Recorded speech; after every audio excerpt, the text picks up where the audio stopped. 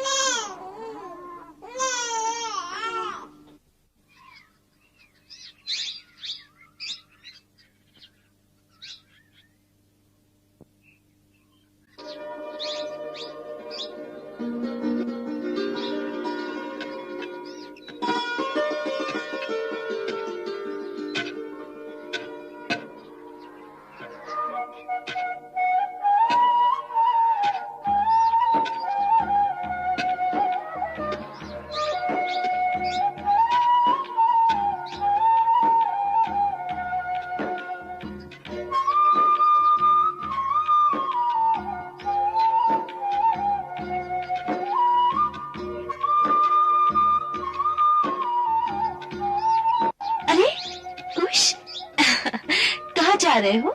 छोटे भैया को भी साथ ले जा।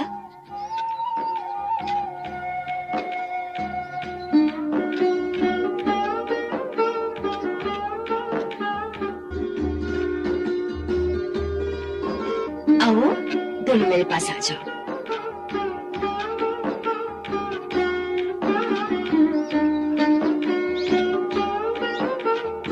चलो चलो अम्मा की सहायता करो, उखल में धान डालो।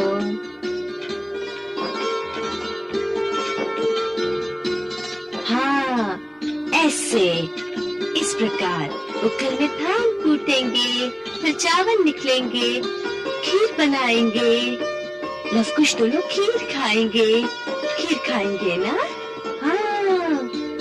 अरे अरे इतना नहीं, फिर माँ कैसे कूटेगी? हाँ बस थोड़ा थोड़ा। हाँ छोटे छोटे हाथ है ना तुम्हारे, फिर तुम कैसे करोगे? अब जाओ बेटा, जाओ हाथी के साथ जाकर खेलो।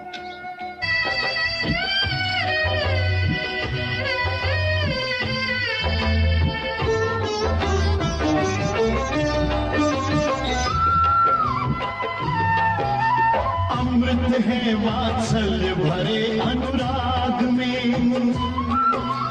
भाग से ममता का सुख आता भाग में।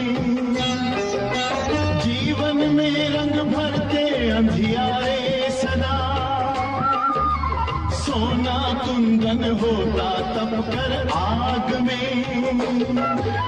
लालन पालन में, लालन पालन में सिया के दिन रात निकलते हैं। महलों के अधिकारी वन में पलते हैं।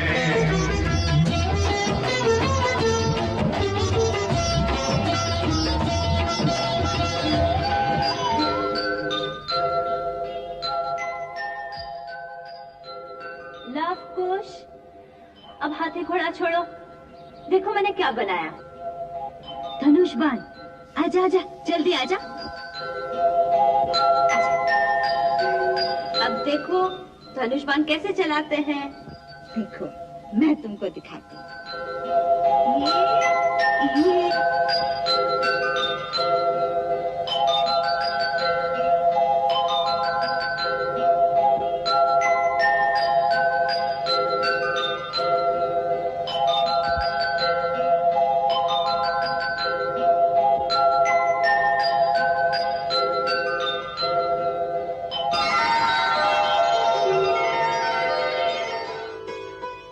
खुश, धनुष सीधा पकड़ो। पहले बाण को निशाने की सीध पर रखो और डोरी अपने कान तक खींच कर रखो। ऐसे? हाँ। फिर अपनी दृष्टि निशाने पर स्थिर करो। जहां बाण लगेगा उस स्थान पर अपने ध्यान को केंद्रित करो।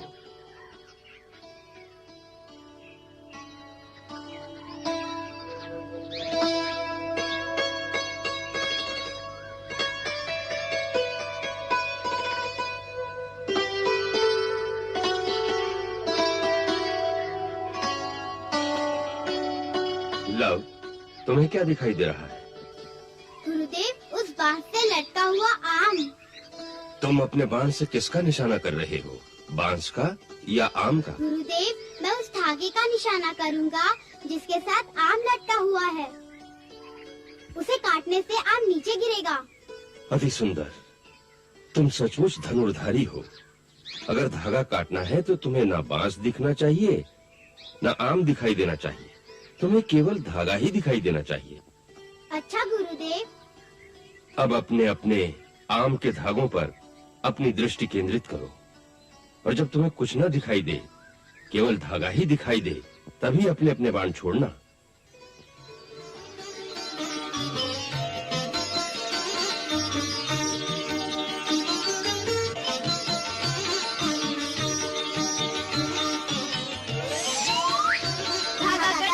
धागा कट गया, आम गिर गया, आम गिर गया, आम गिर गया, आम गिर गया। अति सुंदर, अति सुंदर। अब इसका निरंतर अभ्यास करने की आवश्यकता है। अभ्यास करने से गति आएगी। यदि निशाना साधने में हर बार इतना ही समय लगेगा तो युद्ध में कैसे काम चलेगा?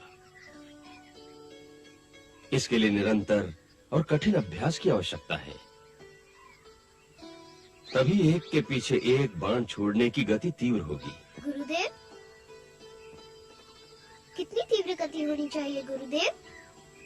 तुम्हारी अवस्था में यदि वायु जितनी तीव्र गति हो जाए तो अच्छा है। वायु जितनी? हाँ। वायु से भी अधिक तीव्र गति किसी की होती है? होती है। ध्वनि की, प्रकाश की, मन की। मन से भी अधिक तीव्र गति किसकी होती है? वो सब समय आने पर मैं तुम्हें समझा दूंगा। परंतु अभी वायु जितनी तीव्र गति तो प्राप्त कर लो। हाँ, वायु जितनी तीव्र गति। हाँ माताजी, इतना अभ्यास होने के पश्चात तो गुरुजी और भी तीव्र गति बताएंगे। और भी तीव्र? हाँ, गुरुदेव कहते हैं ध्वनि की गति वायु से भी तीव्र होती है। फिर प्रकाश की गति तो उससे भी तीव्र होती है। उससे भी तीव्र होती है मन की गति, उससे भी तीव्र होती है। मन से तीव्र गति तो किसी की होती ही नहीं, गुरुजी ने बताया ही नहीं। माताजी, मन से तीव्र गति तो किसी की नहीं होती ना? होती है। किसकी? भगवान की। हाँ, भगवान की। देखा, भगवान की गति तो सबसे तीव्र होगी ना? हाँ। आप भगवान को जानती हैं क्या? आपको कैसे पता है? मुझे तो गुरुदेव ने बताया।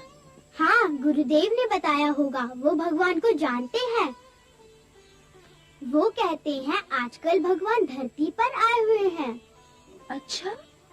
हाँ माताजी, अयोध्या में श्री राम है ना? गुरुदेव कहते हैं वो भगवान का अवतार है। गुरुजी कहते हैं उन्होंने भगवान की कथा लिखी है, रामायण।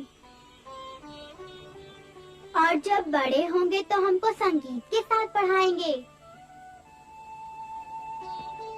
माताजी, क्या भगवान जी अयोध्या में रहते हैं? हाँ, ये सत्य है। आप उन्हें जानती हैं? उन्हें तो सारा संसार जानता है।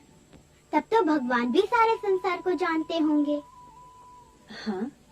तब तो वो आपको जानते होंगे। अवश्य जानते होंगे। हमें भी।